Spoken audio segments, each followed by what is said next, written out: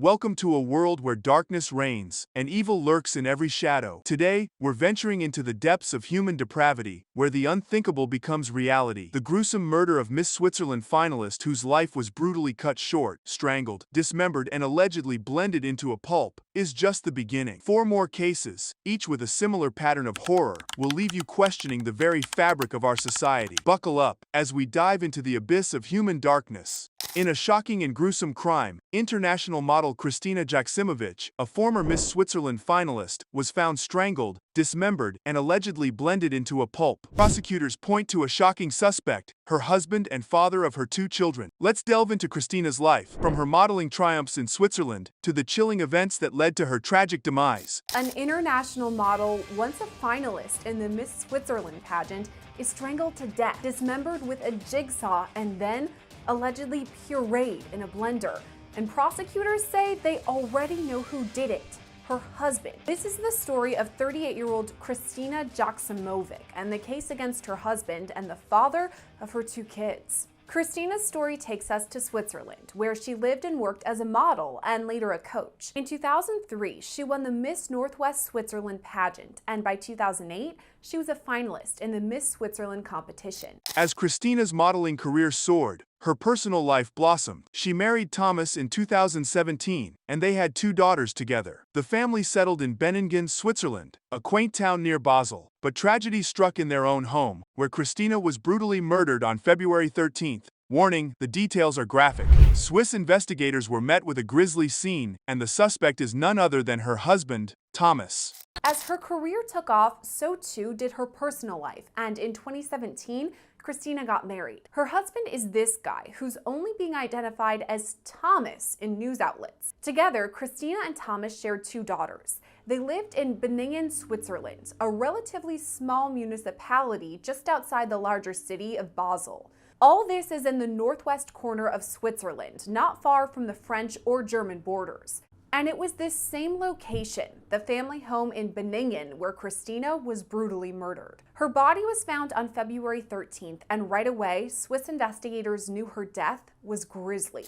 Detectives uncovered a gruesome trail of evidence. Kristina was strangled, then dismembered with a chilling array of tools: knife, garden shears, and jigsaw. But the horror didn't stop there. The suspect, later revealed to be Thomas, allegedly used a hand blender to puree Kristina's remains, dissolving them in a chemical solution. The unthinkable crime was followed by Thomas's arrest, just one day after Kristina's body was found.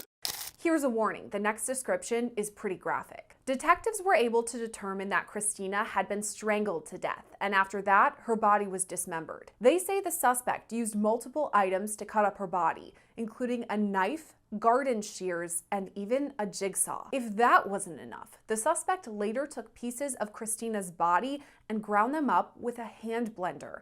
According to court documents, she was pureed, and the remains were left in a chemical solution to dissolve. One day after Kristina's remains were discovered, Thomas was arrested. Thomas's story unraveled as he told investigators he found Kristina dead, then tried to cover it up by dismembering her body in the laundry room. But then, he changed his tune, claiming self-defense, alleging Kristina attacked him. Witnesses debunked his claim, revealing Thomas's history of violence, including choking Kristina and pinning her to the wall. His shifting story raises suspicions.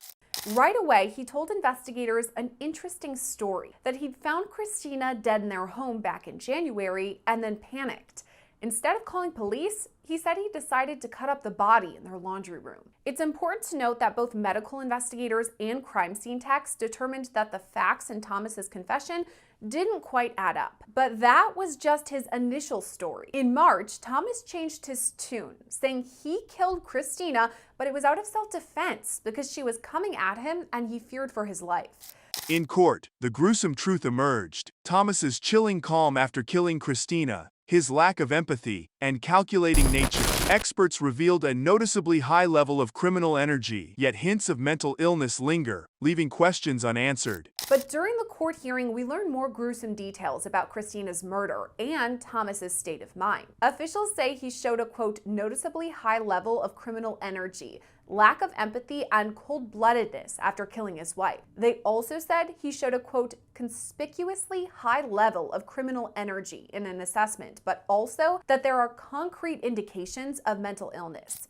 Attorney Jennifer Roman delves into the chilling details of Christina's strangulation, a deliberately intimate and prolonged method of murder. The defendant's choice to strangle, rather than shoot or stab, speaks to a premeditated and cognizant act, undermining any potential insanity defense. The gruesome and calculated nature of the crime, spanning multiple hours, will likely convince the jury of the defendant's guilt. This was a very intimate crime. And to the extent that the defendant is going to be claiming maybe not guilty by reason of insanity or try to allege that he had some mental health issues that might mitigate what he's accused of doing, the fact that she died by strangulation is going to completely negate any of that. And that's simply because when we think about when people are successful with being found not guilty by reason of insanity, first of all, it's really rare that somebody's successful with that defense. But second of all, we tend to think that when somebody's had a period of time to premeditate it, or that a crime took a significantly long period of time, so strangling somebody to death is not instantaneous, then cutting up their body is not instantaneous, then taking the body parts and putting them in a blender, all of that takes time and takes a certain level of cognition and ability to execute on some really disgusting and horrible actions. And all of those factors, from a jury's perspective, are going to say to the jury, he's not guilty by reason of insanity, because if he had a moment of insanity at any point along that multiple hour commission of the crime, he could have stopped. The defendant's actions are a shocking escalation of brutality. Dismemberment is horrific enough, but using a jigsaw and blender takes it to a sadistic level. I've seen similar cases, but the calculated use of these tools and the deliberate destruction of body parts makes this one truly chilling. But this defendant took it to another level in dismembering the body in such a gruesome way. And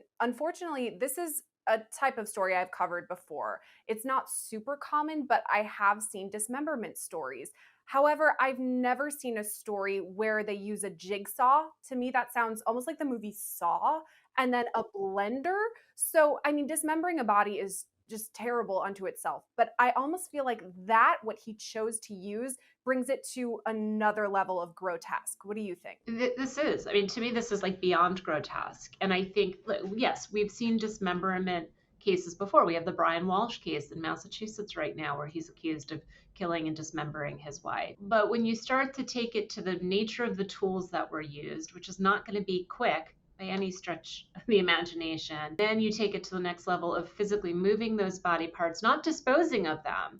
The prosecution will likely focus on Thomas's past history of domestic violence, including reports of aggression against Christina. A witness claimed Thomas strangled Christina in front of multiple people, an incident that could be deemed a prior bad act. If admitted into evidence, this could be a crucial point in the case, revealing a pattern of behavior that led to Christina's tragic death. There's also a major point the prosecution will want to hit on: Thomas's alleged past history with domestic violence. If we're taking a look at the second confession, the one where he said it was self-defense, what's interesting to me about this is there had been prior reports of him being aggressive with her. I guess a different witness had said he saw the husband take Christina, put her up against the wall, kind of strangle her in front of multiple people. So this is a little bit technical because I don't know what Switzerland's rules of evidence are in terms of admitting the admission of prior bad act. But in a situation in the United States, a defendant's prior bad acts may be admitted into evidence if the court finds that they are instructive but not unduly prejudicial to the defendant.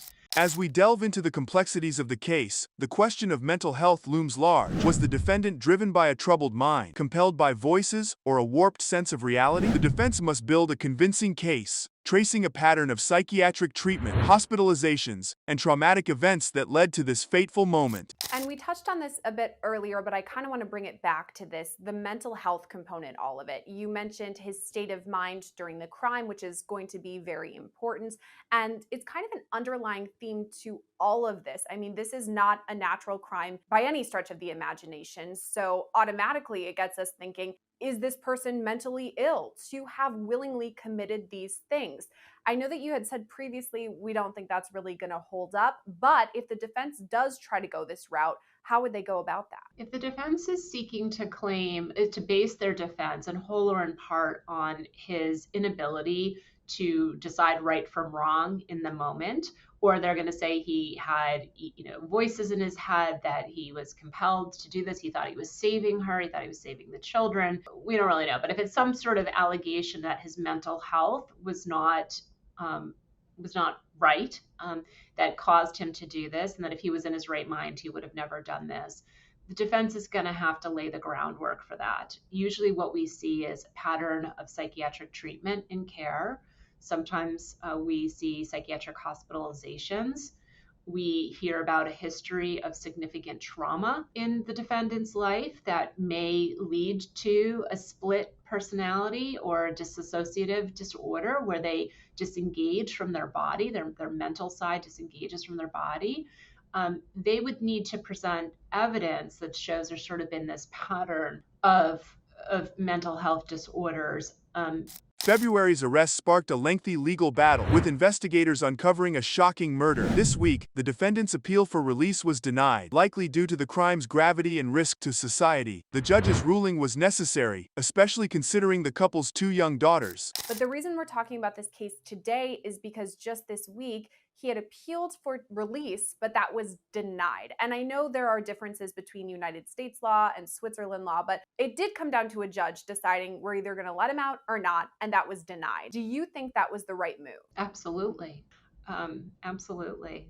The nature of the crime, the charges against him are so significant, so horrific. I'm assuming the standard in Switzerland is similar to here. Is there a danger? Is there an existence of a danger factor to society, to other people around him? Is there a risk of flight? All of those factors are definitely present here. So absolutely the right decision to continue to hold him. The couple shared 2 daughters together, and right now it's unclear who gained custody of the children after Thomas's arrest. A man in a black shirt claimed he was just sleeping, unaware of the chaos that had unfolded, but authorities had been chasing him for murder, robbery, and car theft. As he protested his innocence, the evidence against him mounted. The white dude in the black shirt, I was just sleeping, man. I'm gonna roll you over. Which side is better, this side or that side? It doesn't matter. All right, I'm gonna help you out, okay? I was just sleeping, bro. I'm sorry, man. I just need to sleep. I'm gonna sit you up. A New Mexico man wanted for murder sends police on a wild chase after allegedly robbing a fast food spot, then stealing a woman's car and crashing it. I was just sleeping, bro. My bag's in there. All that's got is hygiene, man.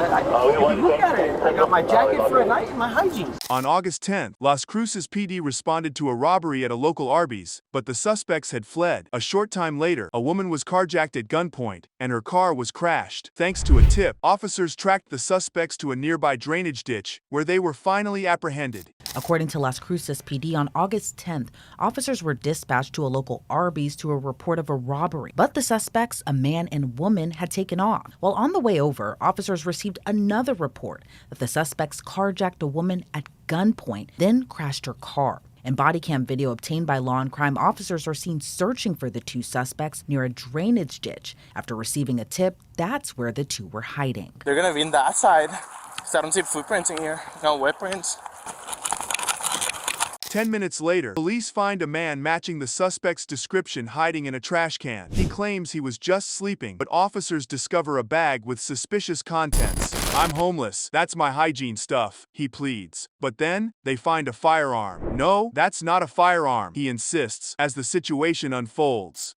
Then about 10 minutes later, a lead. A man matching the suspect's description is found hiding in a trash can. The white dude in the black shirt, I was just sleeping, man.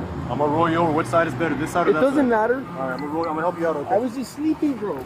I'm sorry, man. I just need to sleep. I'm gonna sit you up. I just No, need to 1080's in sleep, the bro. dumpster. Everything's in the dumpster. It's just a bag, bro. It's my hygiene. That's Okay, it. well, there's a firearm in there also. No, there's no firearm. Okay, go ahead and sit up for me. I'm gonna stand you up. Okay. Okay, bro. I was just sleeping, man. That's my bag. It has hygiene in it and stuff, bro. I'm homeless, bro. That's not a firearm, bro. Zachary Babbitts, the detained man, denies involvement in the crimes, blaming a man with tattoos and a woman in a pink shirt. "I was just sleeping," he claims. He admits to having a bag with hygiene items, but no weapons. He describes the alleged perpetrator as a tattooed man in a black shirt and hat, who ran away through the houses. Babbitts insists he's telling the truth and didn't do anything wrong.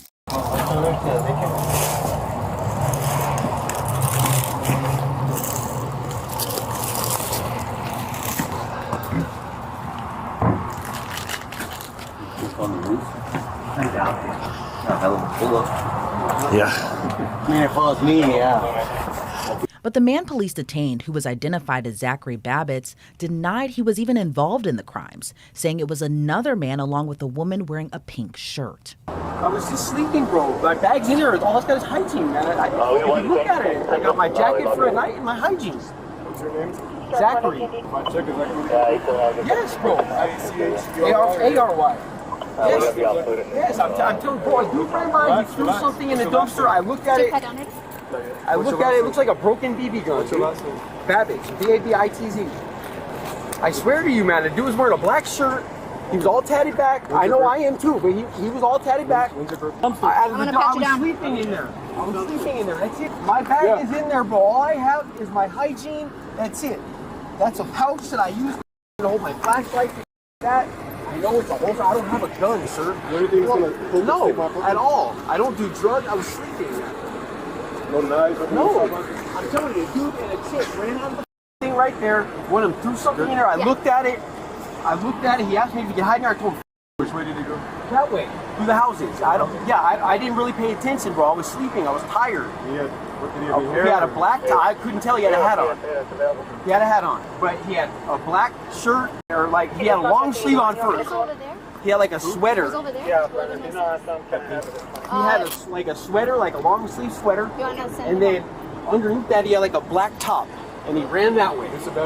A local businesswoman shares surveillance footage with police, showing the two suspects fleeing. She points out the male and female suspects who attempted to enter her property and fled through a tunnel. The footage provides valuable evidence for the police investigation. While the search continued for the female suspect and the supposed other suspect, a local businesswoman tells police her surveillance camera spotted the two suspects while they were on the run. We got them on the camera.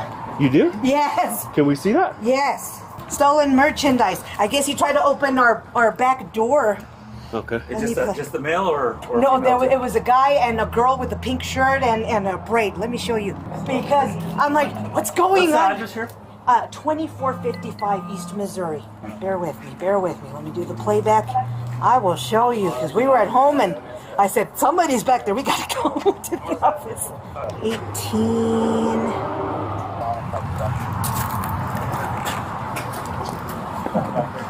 Bear with me. And the only reason that I know, because this little cat here, because that's why we're here, to feed the cats. He stood up looking over here at the ditch. They came through the tunnel. Okay. Bear with me. Here he comes.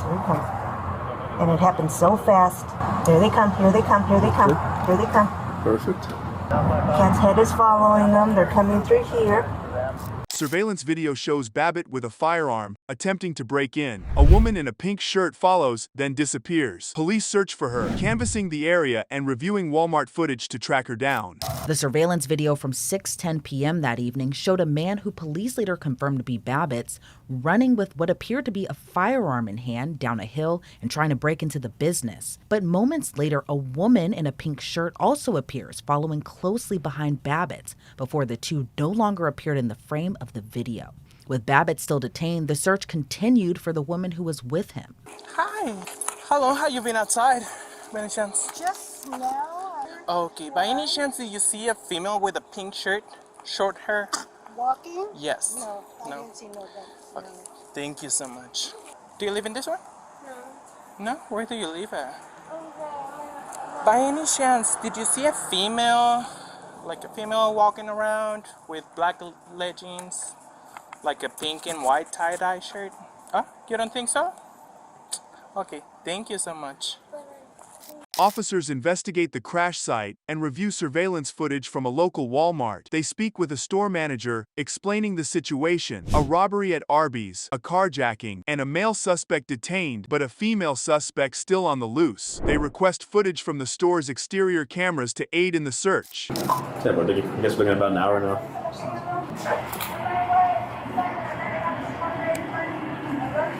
So obviously they took off towards the woman after the incident, huh? Yeah, I'm wondering where they came from though. Yeah. They probably came from either this From direction or McDonald's. that red Acura, and I just haven't seen it yet. I think the car would have driven through the back of to get out to have it dropped off. Okay, so I went from 32 was when they exit to 6:20. So about I looked at 12 minutes worth. I'm not sure how long they were in there. Can I get that one too? The top, so I can take a picture of that. Yeah. It's better than nothing. Let me show you. And she did have a ponytail. Yeah, you can see it. You can see that one frame right there. Her hair was slick, ponytail. I think that other person was with him or with her. I think that was Probably the other guy. He probably took off his shirt. Bro, look at the shadow right here. It's like right in that same I section. think it's the dude. I think he took his shirt off. Oh, if you want a picture or not. His backpack has like a rag hanging out. Yeah, too. he has a backpack too, so that might help us out. Cool. Well, I appreciate you guys, man. For sure. Zachary Babbitt, released from prison in March, went on a crime spree, killing an 83-year-old man, robbing a Wells Fargo, and stealing a car. He now faces multiple charges, including murder and carjacking. The female suspect remains at large. And at this time, she reportedly hasn't been located or identified by authority. As for Babbitt's, police would find out that he was wanted in connection to a murder out of Santa Fe. Babbitt's was released from a New Mexico prison earlier this year, but months after his release, he reportedly went on a days-long crime spree that included killing an 83-year-old man. On July 31st, Babbitt, still wearing his GPS ankle monitor, robbed a Wells Fargo in Albuquerque, then allegedly cut off his ankle monitor and fled to Santa Fe, where he robbed and murdered 83-year-old Gordon Peter Wilson, who was shot and killed outside of a Best Buy in Santa Fe. And then Babbitt allegedly stole his car, seemingly to flee to Las Cruces, where the crime spree continued. Now behind bars, Babbitt faces several charges, including murder, carjacking, and firearm charges. Zachary Babbitt was released from prison in March of this year, and now he faces federal firearms and carjacking charges in addition to the state charge of murder. Friends and family mourn the loss of Oregon nurse Melissa Jubain, whose life was tragically cut short. After her disappearance, her neighbor was charged with her murder and kidnapping, leaving the community in shock. The search for answers continues as the accused appears in court. This time has been a hard few days lately.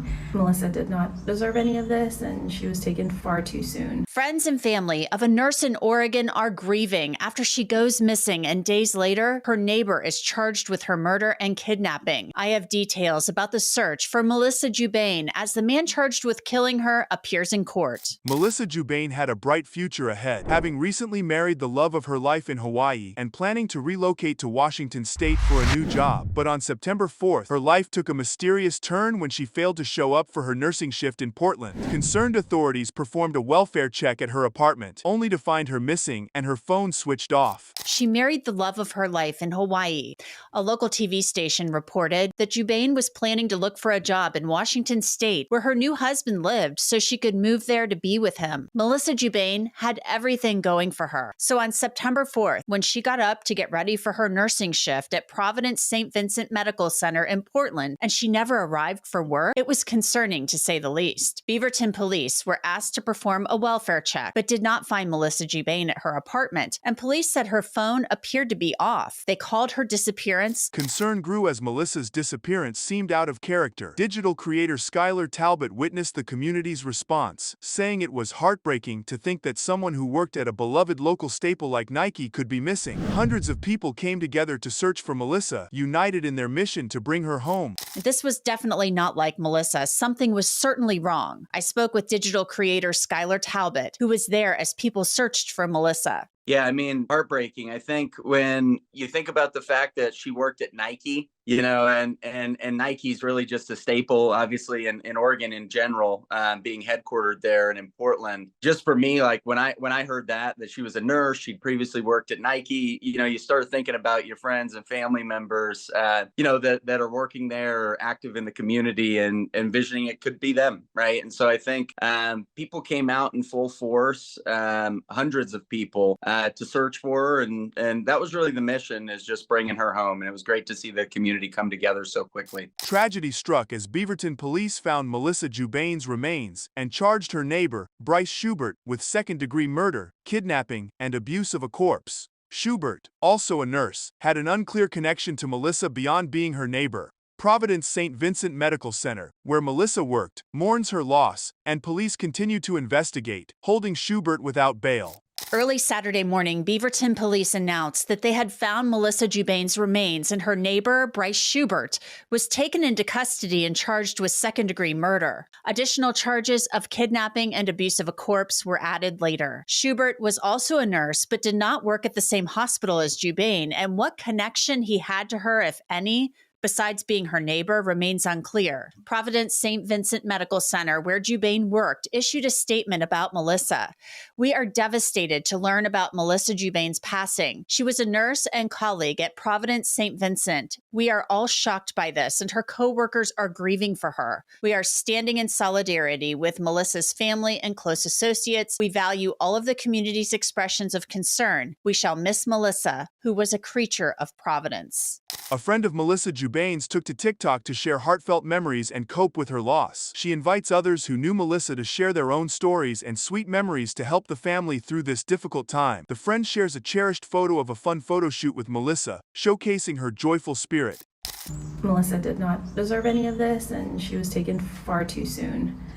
Through everything that is happening, I think one of the things that helps me cope through all this is by sharing the sweet memories that I have of her. There's so many. She has the sweetest soul in the world, and I wanted to be able to create a space for each other and share that with the rest of our family to help us get through this time. I think that would really be great and helpful. So please tag them, share your stories. I will go first. This picture right here was, I don't even know how old we were. We were in my other cousin's room, Josephine, and we saw a camera and we decided to sit in her room and create a Sears photo shoot and take a bunch of pictures. And David Sarney, a retired NYPD detective, analyzes the Melissa Jubain case. Quick action by friends and police narrowed down the investigation timeline, revealing a concerning disparity in Melissa's typically reliable behavior. The undisturbed apartment and parked car added to the suspicious circumstances, prompting a focused probe. Yeah, one of the things about missing persons is that you never know how they're going to turn out in the beginning. The benefit of this was the quick action by her friends when they noticed she didn't come to work. They asked the police to do a wellness check, a welfare check, and then when the police arrived, that nothing is disturbed, but she's not there. And what happens is when you talk about investigations, it doesn't seem unusual until you compound a lot of things going on in play, meaning that she never misses work, she's never late for work, she makes phone calls, they're always in contact with each other. I know what they did then is once they noticed also the car didn't leave the apartment complex, that was another issue. So now you're starting to see the everything start rolling into play. They know, I'm going to presume they spoke to the husband who was in Washington State, find out what he did or what he heard, when's the last time he spoke to her. And apparently, former Detective David Sarney weighs in on the sealed probable cause affidavit in the Bryce Schubert case. He suggests the judge may be keeping information hidden to protect the ongoing investigation, potentially involving additional suspects. Sarney notes that while Schubert is in custody, the investigation continues, and the affidavit's secrecy may be necessary to verify tips and uncover any further participants. There's possibilities that maybe this individual, this defendant is not the only one who's participating in this. We don't know. So you want to keep everything hidden close to the chest. You don't really know at this point what's going on. They had enough to arrest him. If you have enough to arrest a probable cause, but this is investigation's ongoing, and from the reports I have, they're still looking for more tips from anyone else who's heard anything. So is there a chance that the defendant in this case is the only defendant in this case, and there might be another participant? We don't know. And the probable cause affidavit is maybe being held for that reason. And there's another information that they're waiting to verify at this point. Former Detective David Sarney expects more information to emerge in the Bryce Schubert case. Despite the sealed affidavit, the swift arrest and identification of the defendant indicate a solid investigation, but Sarney suspects the police are keeping details quiet to prevent interference and potential accomplices from fleeing. Do you anticipate possibly more coming from this since that affidavit is indeed still sealed? Definitely would think there's more.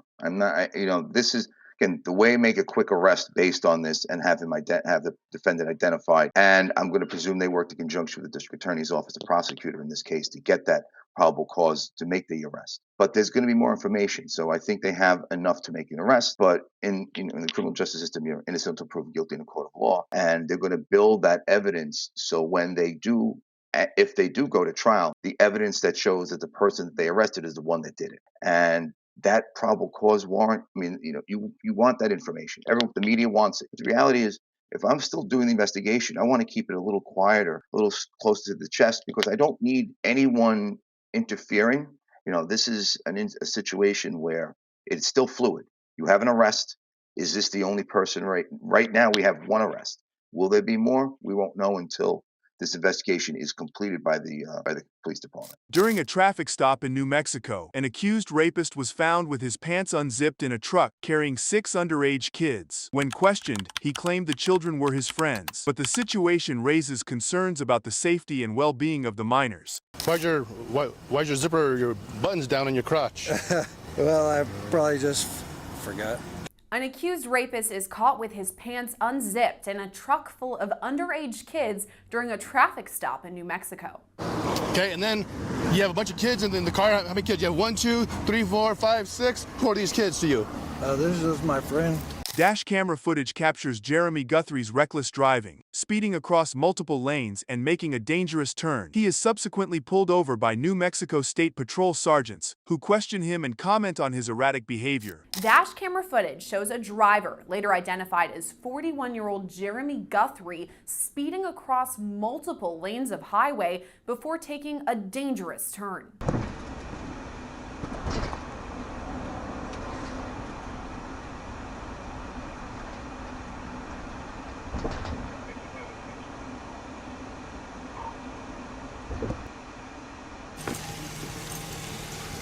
Hey there. Hello. How are you? All right. Just all right? Yeah. Okay. Should driver license? Body camera video shows a sergeant comment on Guthrie's erratic driving. There's your wallet right there between your legs. Sorry, I'm just a little bit nervous. When questioned by the first responder, Jeremy Guthrie claims the 6 children inside the vehicle, aged 13 to 14, are his friends. He then inconsistently states that one girl is 18, despite the officer's skepticism, and later admits she is not. The first responder then comments on the 6 children inside the vehicle. Officials later confirmed the kids were between 13 and 14 years old. Okay, and then you have a bunch of kids in the car. How many kids? You have 1, 2, 3, 4, 5, 6. Who are these kids to you? This is my friend. That's your friend? Yeah. How old's your friend? 18. That girl's not 18? Huh? That girl's not 18? Yeah. No, she's not. No, I don't think she is. That girl's not 18. Trust me. She don't look 18. Ma'am, how old are you? When the girl refuses to give her age, the sergeant asks Jeremy Guthrie to exit the vehicle. Upon doing so, Guthrie is found with his zipper down, which he attributes to forgetting, and later admits to having had a few drinks several hours prior, initially unclear about the exact timing. Jeremy, turn the car off and come back here and talk to me. All right. Let me see the keys. Thank you. Come on out. Why's your zipper, your buttons down on your crotch? Well, I probably just forgot. Okay. And I'll button my zipper. Yeah, please button your zipper. Yeah. I mean, I had to take like a piss and. Good. At first, Guthrie claims he hasn't been drinking, but later admits he had a few drinks several hours ago. When did you last drink? Like, probably, it's been a little while. Like an hour? I would say it's more than like maybe 2? Yeah. Roughly? Okay. Like 2 hours. That's fair. Because you know what? 2 hours is totally different than, no, I haven't been drinking. The sergeant questioned Guthrie about the kids in his vehicle, who claimed they were just friends. The kids, aged 13-14, were instructed to call their parents after the sergeant intervened, potentially saving their lives from Guthrie's reckless driving. All those people in the car, who are they? They're just my friends. I mean... Do you normally hang out with people who are young? Not. How old are you? I'm 41. 41? Okay. Hang tight right there, okay? How old are you? And don't lie to me. I mean, okay, like I'm not gonna play the game where you lie. I know that you're not 18. Okay? So if you wanna have attitude, you in the front, okay? We go about it another way. Simple as that. So if I sense any attitude or you give me lip, we'll do it another way. Okay, how old are you? 14. Thank you. Simple question. 14. Really 14? Yes, sir. Okay. 14. Okay. 18. Okay. 13. Okay. 14. Okay. Who's this guy to anybody? That's our homies. And then she knows his kid. Just so you guys know, okay, I probably saved 6 lives tonight, at least 6 lives. Okay, I thought you guys were gonna crash around that bend. He's going way too fast. Oh, yeah. And he's definitely not safe to drive. Oh, yeah, we told him. He then speaks with several parents, calling for them to come pick up their children.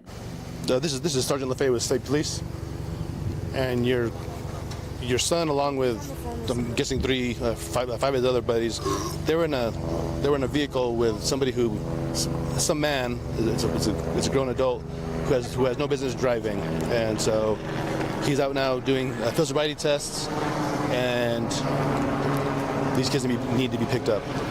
A first responder asks Jeremy Guthrie to perform field sobriety tests to ensure he's fit to drive, but Guthrie initially hesitates and says he doesn't want to take the tests. The responder explains that refusing the tests will lead to arrest, prompting Guthrie to agree to participate. So, just to make sure that you're okay to drive, okay, would you mind doing a couple of field sobriety tests just to make sure? Yeah. Yeah? You would mind, or you would want to do them? What's it? Do you mind, or would you want to do them? Do you want to do them? Yes or no? I don't really want to.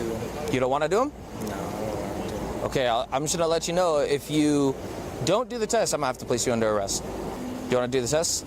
All right, well, let's do the test. Jeremy Guthrie is placed under arrest for DWI and informed of his rights, including the right to remain silent and the right to an attorney. He acknowledges understanding his rights. Guthrie is charged with DWI, 6 counts of child abuse, and later multiple counts of rape, with allegations including a relationship with a 12-year-old and a subsequent pregnancy loss. One turn around. One turn around. All right, so you're going to be placed under arrest for DWI, okay?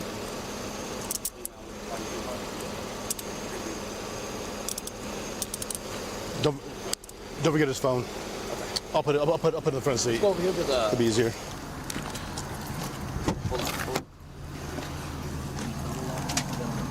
Guthrie is then placed under arrest. Anything you say can and will be used against you in court of law. You have the right to talk to a lawyer and have him or her present with you while you're being questioned.